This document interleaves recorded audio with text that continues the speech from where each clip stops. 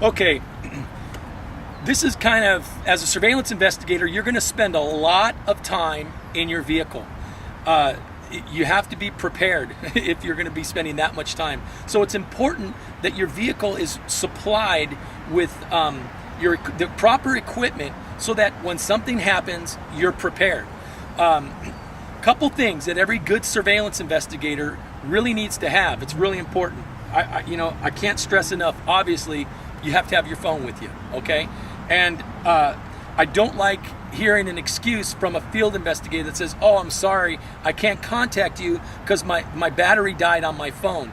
That is an unacceptable excuse for a surveillance investigator. Be prepared. Charge your phone and make sure that you have a cigarette lighter adapter so that you can charge your phone in your surveillance vehicle. Absolutely imperative and critical that happens. Always keep your video camera, your camcorder, your surveillance camera nearby, okay? I like to put mine actually in a cup holder, okay? Make sure you don't get any water, any liquid on it though, condensation. One thing I didn't talk too much about yesterday, but it's important, in addition to having a camcorder, it's also important to have a digital camera that you can take still shots. A lot of the camcorders now though offer the ability to take still shots as well as video. So if you can do it in 2-in-1, that's better. But make sure that you're prepared to be able to take still shots during the surveillance. Always have your front seat where you can have your case information at your disposal. So it's right there handy so you can refer to it, review it. No one has a photographic memory. No one's going to remember every element of the case. It's something that you should have with you and you should be able to review while you're in the field. Also keep your hard case, your notebook, notepad hard case for keeping notes, and your pen handy and nearby. These are important things. Like I said, one of the other things I recommend is having power supplies. Maybe you need to charge your laptop, or there could be some reason why you might need access to regular AC power. And if that's the case, one of these is pretty good. You can plug this into your cigarette lighter, and it becomes a regular outlet. That you could plug in, plug you can plug a laptop computer into it. You can charge your different cameras, so you're prepared. Because surveillance, there's no set schedule. You don't know how long you're going to be on a lot of surveillance assignments. Sometimes we know it's going to be a 4 or 5 hour assignment, but there are times when a surveillance assignment can go 8, 12, 24 hours. So it's important that you're prepared. Long hours in a car, and it's actually getting kind of hot right now. Long hours in the car, you want to be prepared with liquid. So, I recommend you always have an ice chest or something handy so you can carry water. I got some waters in here, and they stay cold, and you can utilize this. It's kind of important. Now, if you're going to be drinking a lot of water, in a lot of cases, you're unable to depart. You can't leave the assignment. So you're hunkered down for long hours.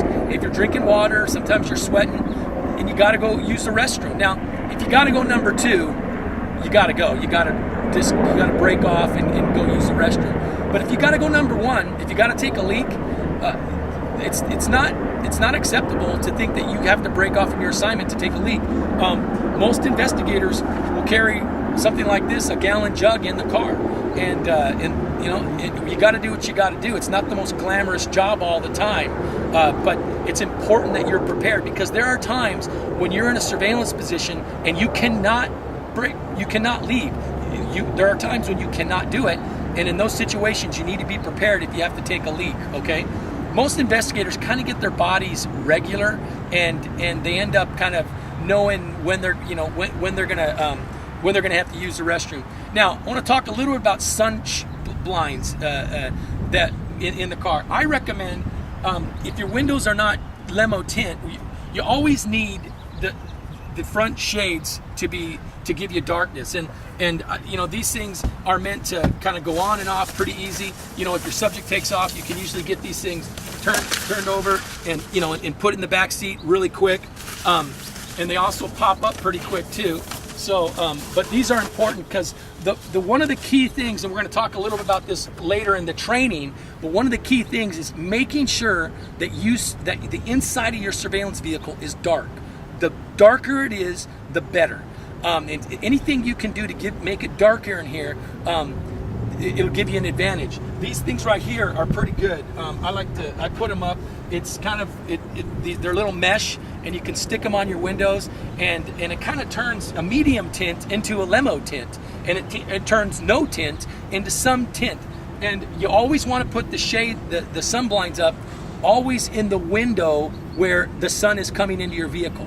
So you always want to, and the other thing I always recommend, if you can find shade, obviously, park in shade. Not only are you going to be more comfortable, but you're just going to stand out less. You lose that fishbowl effect. And the fishbowl effect is when you're in your surveillance vehicle and you just feel like the whole world can see you. There's nowhere to hide. You do not want to feel like you're in a fishbowl when you're in your surveillance vehicle. You want to be able to have no one know that you're here. And so another factor, and we'll talk about this later, is stay low. Stay low in your surveillance vehicle, as low as you can. You can't recline the whole time.